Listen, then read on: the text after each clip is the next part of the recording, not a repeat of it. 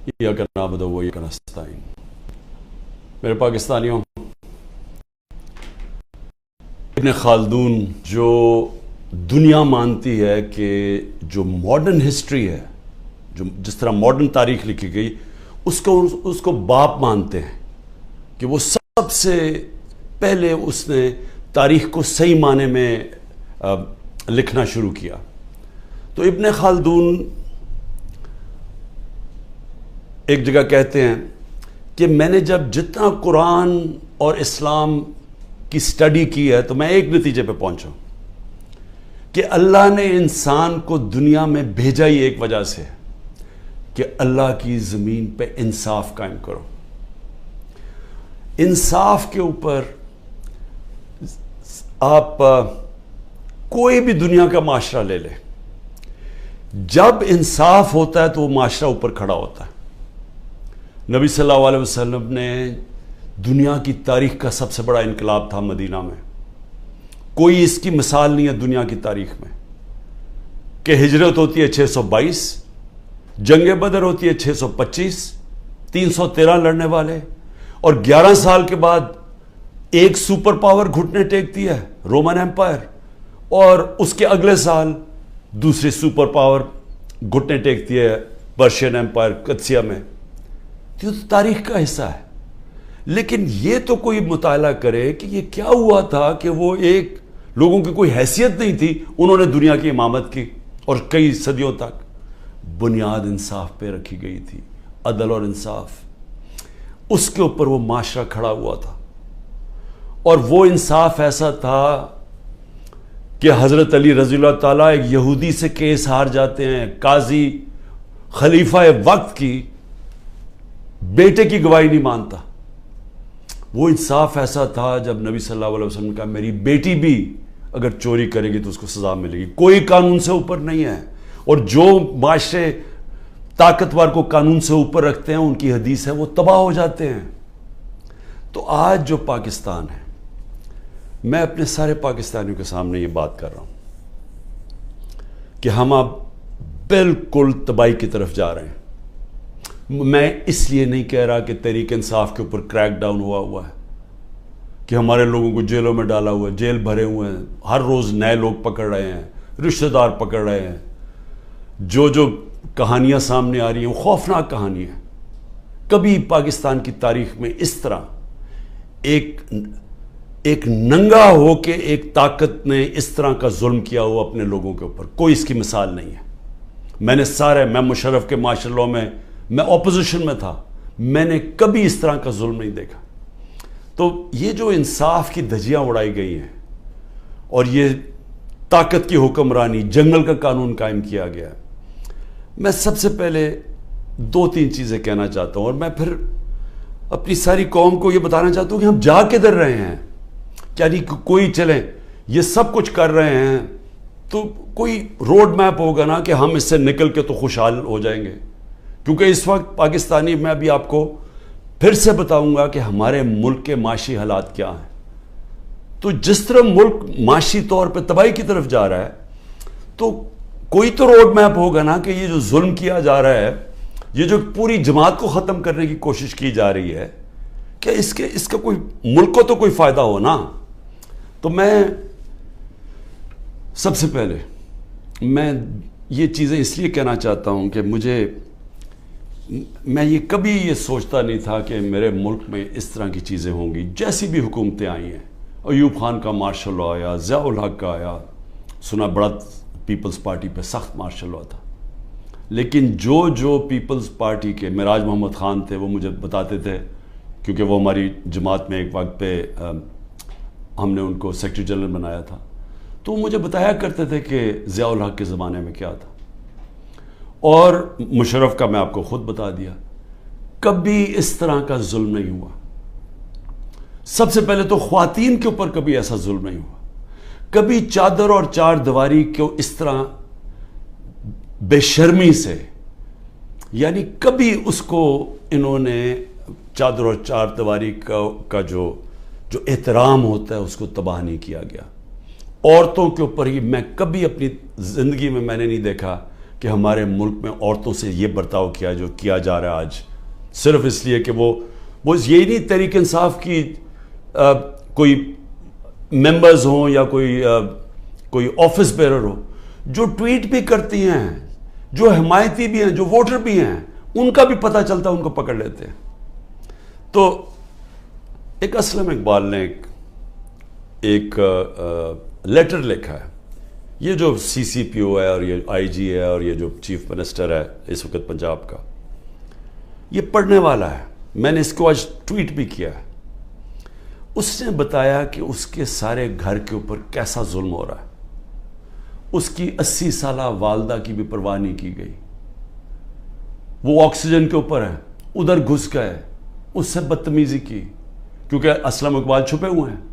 ان کے بھائیوں سے کیا کیا، کاروبار سے کیا کیا، کاروبار بند کر دیے، بھائیوں کے گھروں میں چلے گئے، ایک بھائی کا جو باہر سے کوئی اس کا بیٹا آیا ہوا تھا، اس کو جا کے الیکٹرک شاک لگائے، اس کا بازو نہیں کام کر رہا، وہ دبئی میں علاج کروا رہا ہے۔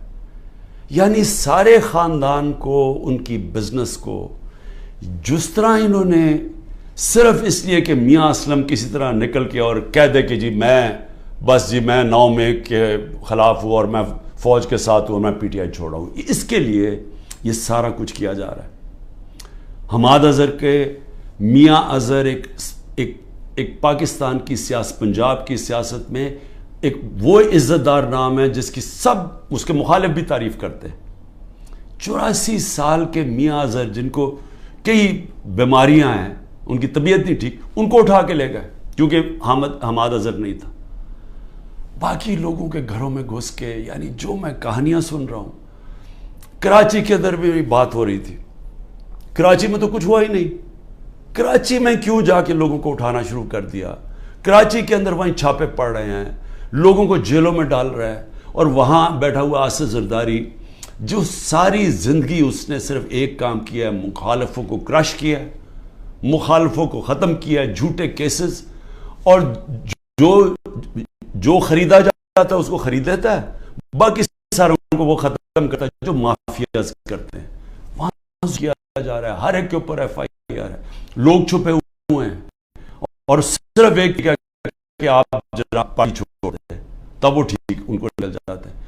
یہ بھی سوچ لیں کہ آج ہمارے انصاف کے نظام، یعنی یہ کیسے کوئی اس طرح کہ آپ کے اوپر ہر قسم کا کیس ہے، دہشت گردی کا سب کیس لگا ہوا ہے، جیسے آپ نے کہا میں پارٹی چھوڑوں کیس ختم۔ کہ کیا ہماری عدلیہ، ہماری لیگل کمیونٹی یہ نہیں دیکھ رہی کیا ہو رہا ہے؟ کیونکہ یہ تو سارے دنیا میں کسی بھی قانون یہ اجازت نہیں دیتا۔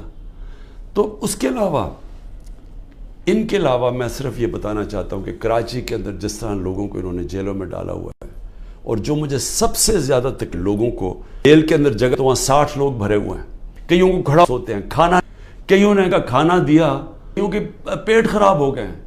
یعنی ان کنڈیشنز کے اندر سیاسی ورکرز کو رکھا ہوا ہے، جو سب سے شرمناک، کیونکہ کوئی مجرم نہیں ہے یہاں، اتنے بڑے مجرم جنہوں نے اربوں روپے کا اس ملک کو نقصان کر کے پھر منی لانڈرنگ کر کے ملک سے پیسہ باہر بھیجا ہوا ہے۔ کیا ان کی ایسی ٹریٹمنٹ کسی کی تھی؟ کیسز تو پرانے بنے ہوئے تھے، کیا کسی کو ایسے رکھا گیا تھا؟ تو یہ سارا پلان بنا ہوا ہے صرف ایک پارٹی کو ختم کرنے کے لیے۔ تو یہ پارٹی کو ختم کرتے کرتے کیا یہ جو اس وقت طاقت میں بیٹھے ہوئے ہیں، ان کو اندازہ ہے کہ یہ پاکستان کیا کر رہے ہیں؟ کیونکہ ملک، دنیا میں ملک کھڑا ہوتا ہے رول آف لا پہ۔ جس وقت اس ملک کا رول آف لا ختم ہوتا ہے، اس کو بنانا ریپبلک کہتے ہیں۔ ہمارا ملک اب بنانا ریپبلک ہے، جدھر کوئی قانون نہیں ہے، جدھر کمزور کو کوئی طاقتور سے اس وقت تحفظ دینے والا نہیں ہے۔ میں تو صرف سلام کرتا ہوں ان ججز کو کہ وہ سارے پریشر کے باوجود آج وہ پھر بھی کھڑے ہیں، لیکن پوری طرح پریشر ڈالا ہوا ہے ججز کے اوپر۔ اور میں پھر سے بتاؤں کہ اس طرح کا کوئی نیچے نہیں گرتا، ان کی فائلیں بنائی ہوئی ہیں، کوئی ہر کس بلیک میل کرنے کے لیے کہ جی آپ کی ہمیں، بچوں پہ آ گئے ہیں، گھروں پہ آ گئے ہیں، خواتین کے اوپر آ گئے ہیں۔ میں نے ایک بتایا بھی کہ ایک ہمارے ممبر نے چھوڑی پارٹی تو اس نے کہا جی میں یہ برداشت نہیں کر سکتا، اب تک تو میری بزنس پہ تھا، اب میرے گھر پہ پہنچ گئے، ہماری عورتوں پہ پہنچ گئے، میں نہیں برداشت کر سکتا۔ تو اس لیول کے اوپر اس وقت اس ملک میں ظلم ہو رہا ہے۔ میں صرف یہ بتا دوں کہ یہ جو کلیکٹیو پنشمنٹ ہے، یعنی آپ ایک فرد کو پکڑنے جا رہے ہیں، اس نے کوئی جرم بھی کیا ہو تو کوئی دنیا کا قانون اجازت نہیں دیتا کہ جو باقی اس کے رشتہ داروں کو اٹھا لیں۔ یہ کلیکٹیو پنشمنٹ آج کل کے دور میں صرف ایک ملک میں ہے، اسرائیل میں، اور وہ کس سے کرتے ہیں؟ وہ فلسطینیوں سے کرتے ہیں، اپنے لوگوں سے نہیں کرتے، اسرائیلیوں سے نہیں کرتے، وہ فلسطینیوں سے یہ کرتے ہیں۔ یہ ہٹلر کے جب نازی جرمنی جب دنیا کا سیاہ ترین دور تھا، یہ تب وہ گسٹاپو اٹھایا کرتی تھی لوگوں کو کلیکٹیو پنشمنٹ میں، کہ جو بھی اگر وہ نہیں ملا، ایک جس کو پکڑنے گئے تو گھر والوں کو پکڑ لیتے تھے۔ یہ سٹالن کا جو بڑی سخت ڈکٹیٹرشپ تھی سوویت یونین کی، یہ سٹالن کی ڈکٹیٹرشپ کے اندر اس طرح کی چیزیں ہوتی تھی۔ یہ صرف چائنا میں ایک دور میں ہوا تھا، ان کے کلچرل ریولوشن کے اندر۔ یہ ہوتا ہی نہیں ہے ایسے۔ یہ کوئی دنیا کا انصاف کا نظام کلیکٹیو پنشمنٹ کی اجازت نہیں دیتا، جو آج پاکستان سے ہو رہی ہے۔ لیکن یہ اب ہو کیا رہا ہے؟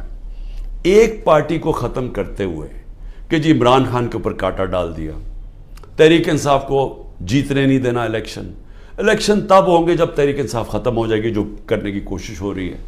تو میں سوال پوچھتا ہوں کہ اس کے بعد کیا ہوگا؟ میری صرف جو طاقت میں بیٹھے ان سے سوال یہ ہے کہ اس کے بعد کیا ہوگا؟ اگر یہ سارے کام کر کے ملک کے قانون اور عدلیہ کی ساری کریڈیبلٹی ختم کر کے، انصاف کا نظام ختم کر کے، الیکشن کمیشن کی کریڈیبلٹی تو پہلے ہی ختم ہوئی تھی، اس کو جو استعمال کر رہے ہیں صرف ایک پارٹی کو ختم کرنے کے لیے، ایف آئی اے، وہ جس کو پکڑنا تھا، جس کے 16 ارب روپے کے پرائم منسٹر یہ شہباز شریف کے کیسز تھے، وہ تو ختم ہو گئے ہیں، لیکن تحریک انصاف کو ختم کرنے کے لیے وہ ایف آئی اے لگی ہوئی ہے، کوئی کریڈیبلٹی نہیں ہے۔ نیب کو صرف ایک مقصد سے لگایا ہوا ہے، کچھ ڈھونڈو اس کے اوپر، عمران خان کے اوپر، لوگوں کے اوپر، تاکہ کسی طرح ان کو ختم کیا جائے اور باقیوں کو کہو کہ پارٹی چھوڑ دیں۔ ان اداروں کی ساری کریڈیبلٹی ختم ہو چکی ہے۔ میڈیا نے بھی، اور جس طرح عدلیہ نے، یہ ایک پروسیس تھا، ایک جدوجہد کر کے ایک وکلا موومنٹ شروع ہوئی تھی 2007 میں، جس کی جدوجہد میں عدلیہ آزاد ہوئی تھی، اور لوگوں کو اعتماد تھا کہ اگر حکومت ہمارے پہ ظلم کرے گی تو عدلیہ کھڑی ہے راستے میں۔ وہ ختم ہوا ہے، اس کو سارا دن بدن اس کو ختم کرتے جا رہے ہیں کہ لوگوں کا اعتماد ہی اٹھ رہا ہے۔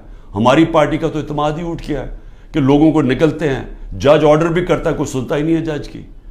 مجھے یہ بتائیں کہ میں نے آئین کو سامنے رکھتے ہوئے میں نے تب یہ فیصلہ کیا کہ ہم یہ پنجاب کی گورنمنٹ نہیں چلا سکتے، یہ گرانے کی کوشش کر رہے تھے، تو ہمارے پاس تو ایک کی میجورٹی سے گورنمنٹ ہماری بچی ہوئی تھی، ہم تو کام کر ہی نہیں سکتے تھے، سارا وقت کوشش ہو رہی تھی گورنمنٹ گرانے کے لیے، پیسہ چل رہا تھا، اوپر سے نامعلوم افراد پورا زور لگا رہے تھے گورنمنٹ گرانے کے لیے۔ تو ہم نے آئین کو سامنے رکھتے ہوئے الیکشن ڈیزالو کی اپنی گورنمنٹ، وہی ہم نے پختونخوا میں کی۔ وہاں پیسے نہیں دے رہے تھے، جو قبائلی علاقہ جو جوائن کیا تھا ان کے لیے فنڈز ہم نے زیادہ دیے ہوئے تھے، وہی بند کر دیے انہوں نے، ہیلتھ کارڈ کا پیسہ نہیں آ رہا تھا۔ تو جب ہم نے سوچا کہ ہم گورنمنٹ ہی نہیں چلا سکتے، ہم نے آئین کے مطابق، دنیا کی پارلیمنٹری ڈیموکریسی کی روایت کے مطابق، آئین کے مطابق ہم نے اپنی گورنمنٹ ڈیزالو کر دی۔ 90 دن میں الیکشن ہونا تھا، ہمیں تو کوئی الیکشن ہی نہیں ملا۔ یعنی اوپنلی آئین کی انہوں نے خلاف ورزی کی ہے، اور میں اپنے سپریم کورٹ سے اب انتظار کر رہا ہوں کہ یہ تو آپ کی اب کریڈیبلٹی ایٹ سٹیک ہے، سارے سپریم کورٹ کی کریڈیبلٹی سٹیک پہ ہے کہ اگر آپ آئین میں 90 دن میں الیکشن ہی نہیں اب کروا سکے تو مجھے بتائیں کیا چیز روک رہی ہے کہ انہوں نے اگر اکتوبر میں سوچا کہ جی ابھی تحریک انصاف ابھی بھی جیت سکتی ہے تو اکتوبر بھی نہ الیکشن کروائیں۔ یہ تو سارا پاکستان کا جس کے اوپر بیس ہوتی ہے، دیکھیں جمہوریت بیس ہوتی ہے آئین کے اوپر، آئین کے مطابق قانون بنتے ہیں۔ تو جب ایک دفعہ آئین کی ختم ہو گئی، سپریم کورٹ کی ورڈکٹس کی پرواہ نہیں ہوئی، تو وہ بن جاتی ہے بنانا ریپبلک، اور بنانا ریپبلک کا کوئی مستقبل نہیں ہوتا جو میں اب یہ آپ کو بتانے لگا ہوں معاشی طور پہ. اور پھر میڈیا، اور میڈیا کا بھی ایک 20 سال کا سفر تھا. اس سے پہلے تو میڈیا بند تھا. اس سے پہلے تو صرف جو الیکٹرانک میڈیا تھا وہ تو صرف پی ٹی وی تھی. تو جنرل مشرف، اس کو داد دیں ہم کہ وہ ایک ڈکٹیٹر ہوتے ہوئے اس نے میڈیا کھول دیا، کیونکہ جنرل مشرف کے ساتھ سپورٹ تھی. لوگ تنگ تھے ان دونوں پارٹی سے. ان کی کرپشن 2 دفعہ کرپشن میں گئی، لوگ تو تنگ تھے. تو لوگوں نے مشرف کو خوش آمدید اس کو ویلکم کیا. مشرف نے میڈیا کھول دیا، الیکٹرانک میڈیا. اور وہ پھر الیکٹرانک میڈیا نے شعور پیدا کیا پبلک کے اندر. میری پارٹی بنی کیونکہ مجھے موقع مل گیا الیکٹرانک میڈیا پہ جانے کے لیے، نہیں تو 2 پارٹی سسٹم ہے، تیسری پارٹی تو نہیں آتی. اب وہ سارا جو میڈیا کا ایک پورا ایک سفر طے کر کے یہاں پہنچے تھے وہ زیرو ہو گیا. ایک حکم ملا ہے کہ عمران خان کا آپ نے نام نہیں دکھانا. یعنی جو سب سے بڑی پولیٹیکل پارٹی ہے، جس لیڈر کے اوپر اس وقت سب سے زیادہ پبلک اوپینین میں سپورٹ ہے، اس کو غائب کر دیا. تو دکھانا کیا پھر میڈیا پہ؟ اور پھر صحافی چپ کر کے. یعنی میں آج دیکھنا چاہتا تھا کہ کتنے میں دم ہے. کیا واقعی آپ آزادی رائے اور آزادی میڈیا کے ساتھ کھڑے تھے، یا آپ کو کتنوں کو صرف یہ آزادی رائے کے پیچھے چھپ کے ایجنڈاز کے اوپر کام کر رہے تھے، اور مالکان کے جو ایجنڈاز ہیں ان کے اوپر کام کر رہے تھے، اور مالکان ان سے فائدہ اٹھاتے ہیں. ان کو اتنا فائدہ اس سے نہیں ہوتا جو چینل سے ملتا ہے، ان کو جو بزنسز میں فائدہ ہوتا ہے. تو کتنے صحافی تھے جو ان ایجنڈاز پہ چل رہے تھے. اللہ کا کرم یہ ہے کہ دودھ کا دودھ پانی کا پانی ہو رہا ہے. اس مشکل وقت میں لوگوں کا پتہ چلتا جا رہا ہے، اور میڈیا کی پوری سمجھ آنی شروع ہو گئی ہے کہ میڈیا کدھر کھڑا ہے. اور لوگ سارے سوشل میڈیا پہ چلے گئے ہیں، اور سوشل میڈیا سے اب انفارمیشن لے رہے ہیں، کیونکہ اس قوم کو تو پتہ چل گیا کہ میڈیا اب سینسر ہو گیا بالکل. اور اس کے بعد جو اگلی بات کرتا ہوں کہ اب اس کے بعد ہماری اکانومی آ گئی، ہماری جمہوریت بھی ختم، جمہوری ادارے بھی ختم، صرف ایک پارٹی کو باہر رکھنے. لیکن جو سب سے بڑا اس وقت جو ملک کو خطرہ ہے وہ تو ہماری معیشت کا ہے. اکانومی ہماری بیٹھ گئی ہے. میں صرف پھر سے اپنی قوم کو بتانا چاہتا ہوں کہ اس وقت اکانومی کا حال کیا ہے. ہم جب چھوڑ کے گئے تھے 6.1% پہ ہماری اکانومی بڑھ رہی تھی، یعنی دولت میں اضافہ ہو رہا تھا ملک میں. اور میں پھر یہ کہوں کہ یہ پاکستان کی تاریخ میں پہلی دفعہ امریکی ڈالرز نہ آنے کے، جو کہ ایوب خان کے دور میں آئے، ضیاء کے دور میں آئے، مشرف کے دور میں آئے، تب گروتھ ریٹ اوپر تھی. یہ پہلی دفعہ ہے کہ 2 سال ہماری ایوریج 6% پہ اکانومی گزری، کوئی باہر سے ڈالر نہیں آ رہے تھے. آل راؤنڈ انڈسٹری اچھا کر رہی تھی، زراعت اچھا کر رہی تھی، سروسز میں اضافہ ہو رہا تھا. تو جب ملک اوپر جا رہا تھا 6% پہ، ادھر سے سازش کر کے ایک آدمی نے بند کمرے میں فیصلہ کر کے گورنمنٹ کرائی. اب آج دیکھیں ذرا کیا حالات ہیں. پاکستان کی 6.1% سے آج ہماری گروتھ ریٹ یعنی اکانومی میں جو اضافہ ہے وہ پہنچ گئی ہے 0.3 پہ. انڈیا اس وقت 7.2% پہ بڑھ رہی ہے، آگے گروتھ ریٹ آگے. بنگلہ دیش 5.5% پہ بڑھ رہی ہے، اور ہم 0.3 پہ پہنچ چکے ہیں. ایک سال کے اندر ہمارا جو ملک کا جو ایکسپورٹس ہیں، دیکھیں نا، جب تک آمدنی آتی ہے ڈالر سے تو ہماری ایکسپورٹ تو ہر سال بڑھ رہی تھی. اس وقت اور ایکسپورٹس یعنی ڈالرز اندر آتے ہیں جب چیزیں بیچتے ہیں، 13.6% پہ ایکسپورٹس گری ہیں ایک سال میں. اور جو دوسری چیز ڈالرز اندر آتے ہیں ریمیٹنسز سے، وہ 13% پہ گری ہیں ریمیٹنسز. ان کا ملا کے اور پھر جو انویسٹمنٹ ہے، جو باہر سے انویسٹمنٹ آتی ہے، ڈالرز آتے ہیں نا، وہ 90% گر گئے ہیں. ایک سال میں 90% انویسٹمنٹ گر گئی ہے. اور ہمارا جو روشن ڈیجیٹل ہم نے اکاؤنٹ کھولا تھا، جو 1.5 سال میں $5 ارب پہ پہنچ گیا تھا، وہ آج اس میں پیسے نکال رہے ہیں لوگ. یعنی کہ جو بیرون ملک پاکستانی ہمارا سب سے بڑا احساس ہے، وہ اعتماد کھو بیٹھا ہے اس گورنمنٹ پہ. تو جب ٹوٹل ہمارا ہم نے کتنا ایک سال کے اندر نقصان کتنا ہوا ہے انویسٹمنٹ میں اور اس پہ انویسٹمنٹ پہ اور ریمیٹنس اور ایکسپورٹس پہ 7 ارب ڈالر. تو آئی ایم ایف کے پاس 6 ارب ڈالر ہم مانگ رہے ہیں یا 7 ارب ڈالر کا ملکی آمدنی میں کمی آ چکی ہے. پھر آگے چلیں. اس وقت جو پاکستان کا قرضہ ہے پچھلے 12 مہینے میں پاکستان نے تقریباً 15,000 ارب روپے کا قرضہ لیا ہے. اب یہ یاد رکھیں 15,000 ارب کا قرضہ 12 مہینے میں. ہماری حکومت جو پہلے ہی مشکل وقت میں آئی تھی کیونکہ سب سے بڑا خسارہ بیرونی خسارہ چھوڑ کے گئے تھے. ہمارا جو ٹوٹل ہم نے اپنے دور کے اندر کتنا ہم نے خسارہ لیا کتنا ہم نے قرضہ لیا ہمارا 18,500 ارب 18,500 ارب 3.5 سال میں انہوں نے 1 سال میں 15,000 ارب روپیہ قرضہ لیا. یہ جو قرضہ بڑھ رہا ہے ملک میں اور قرضہ اور بڑھتا جائے گا کیونکہ آمدنی تو کم ہوتی جا رہی ہے. اس وقت جو عام آدمی کو سب سے زیادہ تکلیف دے رہی ہے وہ ہے مہنگائی انفلیشن. ہم چھوڑ کے گئے تھے 12.4% پہ. آج پاکستان میں مہنگائی 38% پہ ہے. یہ ہماری 75 سالہ تاریخ میں سب سے زیادہ مہنگائی ہے. پھر اس سے زیادہ خوفناک ہے جو کھانے پینے کی چیزیں ہیں جو فوڈ انفلیشن ہے وہ 48% پہ ہے. یعنی جو عام آدمی کو سب سے زیادہ تکلیف دے رہی ہے کھانے پینے کی چیزیں وہ 48% پہ ہماری انفلیشن ہے. سری لنکا جس کا ہمارے سے زیادہ برا حال ہے وہ اپنی مہنگائی کم کر کے 25% پہ لے آیا ہے. یاد رکھیں سری لنکا میں لوگ سڑکوں کے اوپر آ گئے تھے مہنگائی کی وجہ سے. آج وہ 25% پہ آ گئی ہے جبکہ پاکستان کی مہنگائی 38% پہ پہنچ گئی ہے.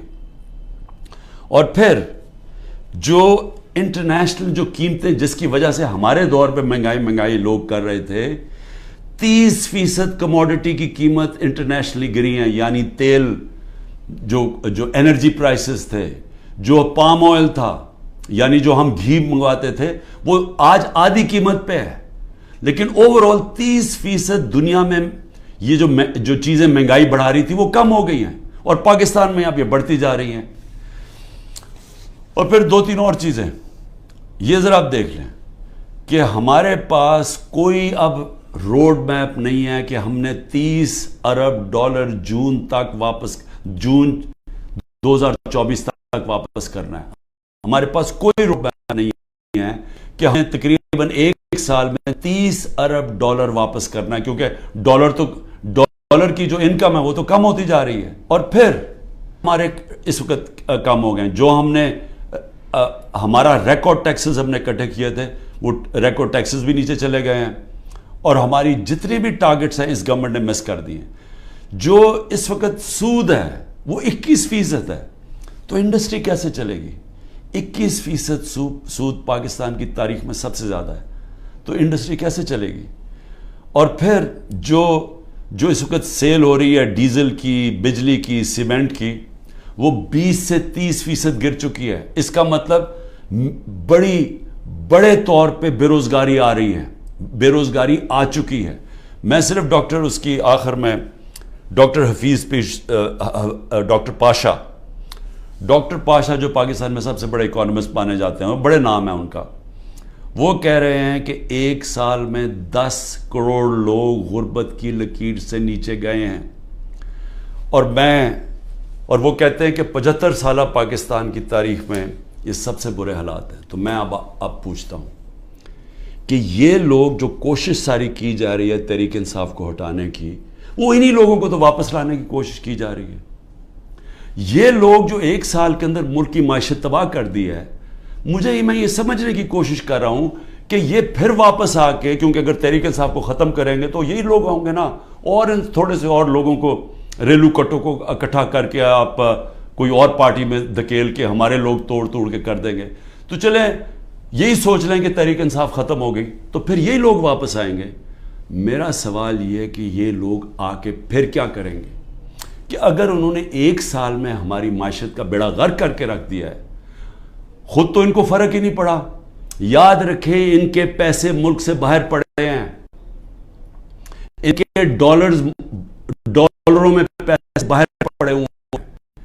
یہ جو ملک نیچے جا رہا ہے، یہ جو مہنگائی ہو رہی ہے، یہ جو روپیہ گر رہا ہے، اس کی وجہ سے جو مہنگائی اور غربت آ رہی ہے، ان کو کوئی فرق نہیں۔ میں یہ لوگ آج یہاں اوپر ہمارے ملک کے فیصلے کر رہے ہیں، ان کو کوئی فکر نہیں ہے پاکستان کی، کیونکہ ان کے پیسے ملک سے باہر پڑے ہیں۔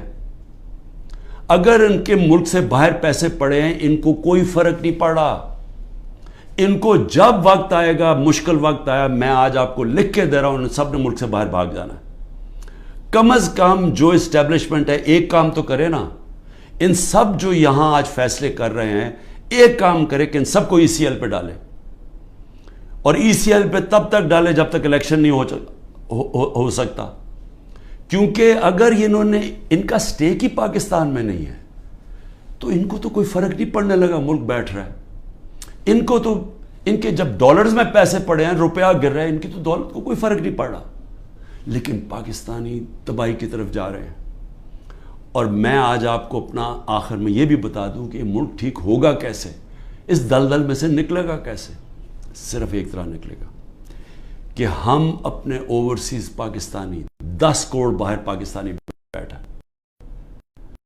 میں پھر سے آپ کو بتا دوں کہ صرف امریکہ کے اندر 16,000 پاکستانی امریکن ڈاکٹرز ہیں، ان کی جو سالانہ ان کی جو ویلتھ ہے وہ 200 ارب ڈالر ہے، صرف 16,000 کی۔ جو ٹاپ اس وقت 10 پاکستان کے بزنس مین ہیں امریکہ میں، ان کی ورتھ 25 ارب ڈالر ہے۔ اگر ہم نے کسی وقت بھی باہر سے اپنا جو اوورسیز پاکستان نے سرمایہ کاری کرنی شروع کر دی، وہی بچائے گا جب اور انڈیا نے جب اپنی اکانومی کھولی تو سب سے پہلے سرمایہ کاری اوورسیز چائنیز اور اوورسیز انڈینز نے کی۔ ہماری بھی جو سرمایہ کاری اور فیوچر ہے وہ شارٹ ٹرم میں اپنے اوورسیز پاکستانیز کے ہاتھ میں۔ وہ اوورسیز پاکستانی نہیں آئیں گے۔ یہ جو حرکتیں کی جا رہی ہیں وہ لوگ چھوڑ کے جا رہے ہیں، یہاں سے لوگ پیسہ باہر لے کے جا رہے ہیں۔ اس وقت جو ہمارے پروفیشنلز ہیں وہ چھوڑ کے جا رہے ہیں، قیمتی پروفیشنل جن کے اوپر سرمایہ کاری کر کے ان کو ٹریننگ دے کے، جو جن کے پاس ہنر ہے، ان کے لیے تو دروازے کھلے ہیں دنیا کے، وہ تو کہیں بھی جا سکتے ہیں دنیا میں۔ وہ جب وہ چھوڑ کے جا رہے ہیں، جب ہمارا سرمایہ ملک سے باہر جا رہا ہے، ڈالرز ملک سے باہر جا رہے ہیں، تو یہ ساری حرکتیں اور ہو اس وجہ سے ہے کہ اوپر تو پہلے چور مسلط کر دیے۔ مجھے بتائیں کون ملک سے باہر سے پیسہ لے کے آئے گا اوورسیز پاکستانی، جب وہ دیکھے گا کہ شہباز شریف اور شریف خاندان اور زرداری خاندان ان کے پیسے باہر پڑے ہوئے ہیں؟ کون لے کے آئے گا پاکستان؟ جب ان کو اعتماد پاکستان کی اکانومی میں نہیں ہے تو وہ ان کو کیسے اعتماد آئے گا پاکستان کی اکانومی میں؟ تو کدھر سے آئے گا پیسہ؟ تو شارٹ ٹرم میں تو آنا ہے باہر سے اوورسیز پاکستانی کا پیسہ۔ اوورسیز پاکستانی پیسہ تب لے کے آئے گا جب رول آف لا قائم کریں گے، جو آج ختم کیا جا رہا ہے، جس کی قبر کھودی جا رہی ہے۔ جب تک جسٹس سسٹم میں، ہمارے جسٹس سسٹم میں انویسٹر کو، سرمایہ کار کو اعتماد نہیں ہوگا، پیسہ نہیں آنے لگا، اور جب تک اس ملک میں پیسہ نہیں آئے گا، اپنے ڈالرز نہیں آئیں گے، ہم یہ جو 30 ارب ڈالر ہم نے ایک سال میں دینا ہے، ہم کدھر سے دیں گے؟ ہم تو اور ڈالرز لے رہے ہیں، ہم تو اس وقت IMF سے اور قرضے مانگ رہے ہیں، ہمارے پاس تو سکت ہی نہیں ہے پیسے دینے کی۔ تو اس لیے میں ان سب سے پوچھتا ہوں جو تحریک انصاف کو ختم کر رہے ہیں اور کرنے کی کوشش کر رہے ہیں، ان کو یہ سمجھنا چاہیے کہ ان کے پاس تو اور کوئی روڈ میپ ہی نہیں ہے، وہ تو تباہی کی طرف لے کے جا رہے ہیں۔ جو ان کے پاس تو کوئی سلوشن ہی نہیں ہے، اس کا مسئلے کے حل ہی نہیں ہے۔ ان کا مسئلے کا حل صرف ایک نظر آ رہا ہے کہ تحریک انصاف اور عمران خان کے اوپر کانٹا ڈال جائے، یا وہ تحریک انصاف اور عمران خان کے بغیر۔ لیکن میں پھر آخر میں یہ کہنا چاہتا ہوں، یہ کبھی ہو ہی نہیں سکتا۔ اگر ملک کی سب سے بڑی جماعت جس کا پاس سب سے بڑا ووٹ بینک ہے، آپ جب اس کو جس طرح ختم کر رہے ہیں، آپ پاکستان کی جمہوریت ختم کر رہے ہیں، اور پاکستان کی جمہوریت ختم کرنے کا مطلب آپ مستقبل ختم کر رہے ہیں، آپ آزادی ختم کر رہے ہیں اس ملک کی، آپ لوگوں کو غلام بنا رہے ہیں. یہ جو سارے حربے استعمال کر رہے ہیں یہ اسرائیل غلاموں کے اوپر فلسطینوں کو غلام بنا کے تو یہ حربے استعمال کرتی ہے. یہ کشمیر کے اندر مقبوضہ کشمیر میں ہندوستان کشمیریوں پہ کر رہی ہے یہ چیزیں. یہ اپنے لوگوں پہ کوئی ایسا نہیں کرتا ظلم. اور سب سے بڑی پارٹی کو جب آپ ختم کر رہے ہیں تو پھر سے میں آپ کو کہوں کہ جو آپ کو حربے استعمال کر رہے ہیں اور کرنے پڑیں گے آگے اور کرنے پڑیں گے کیونکہ سب سے بڑا ووٹ بینک ہے وہ کدھر سے ختم ہوگا. تو اس کا مطلب مکمل طور پہ یہ ظلم کا نظام چلتا رہے گا. اور آخر میں جب بھی آپ سمجھیں گے کہ اب پارٹی ختم ہوگی تب الیکشن کروائیں گے وہ جمہوریت ختم ہو جائے گی. مجیب الرحمان کو جب انہوں نے اس کے خلاف کریک ڈاؤن کیا ہم نے پاکستانیوں نے کریک ڈاؤن کیا جس کو پرائم منسٹر بننا چاہیے تھا اس کی پارٹی کو بین کر دیا کلعدم کر دیا تو اس کے بعد جو الیکشن کروایا اس کی کیا حیثیت تھی؟ کیا وہ ایسٹ پاکستان کے لوگوں نے مانا تھا وہ جو الیکشن کے بعد لوگ سامنے آئے تھے؟ کسی نے کوئی بھی ان میں سے بچا تھا جیسی واپس جب ان کے پاس ان کو وہ آزاد ہو گئے ہمارے سے؟ تو یہ بھی جو لوگ آپ الیکشن کروائیں گے یہ ریلو کٹوں کی اور یہ جو سارے چوروں کو اور یہ جو سب اکٹھے ہوئے ہیں منی لانڈررز یہ جو ملک میں سزائے یافتہ بیل کے اوپر لوگ تو جب اب کیا آپ کا خیال ہے کہ اس سے قوم مان جائے گی؟ ان کی کیا قوم ان کی حکومت مان جائے گی؟ وہ آج ہی نہیں مان رہی. وہ اتنے ڈرے ہوئے ہیں کہ سب کچھ ہو کے بھی وہ تو الیکشن سے بھاگ رہے ہیں. 10,000 ورکر بھی اندر ہیں پھر بھی ڈرے ہوئے ہیں الیکشن کروانے میں پھر بھی کہہ رہے ہیں کہ اگلی مارچ تک الیکشن ہوگا. تو میں آج جو بھی اس ملک میں طاقت میں بیٹھے ہوئے ہیں میرا آپ کو سمپل یہ پیغام ہے کہ جس راستے پہ آپ یہ لے کے جا رہے ہیں اس میں پاکستان کی تباہی ہے اندھیرا ہے. ہمارے بچوں کا مستقبل تباہ ہو رہا ہے اور اتنی مایوسی پھیلی ہوئی ہے پاکستان میں امید ختم ہوتی جا رہی ہے کہ لوگ چھوڑ کے جا رہے ہیں. ابھی بھی وقت ہے کورس کریکشن کریں راستہ بدلیں اور راستہ صرف فری اینڈ فیئر الیکشن ہے.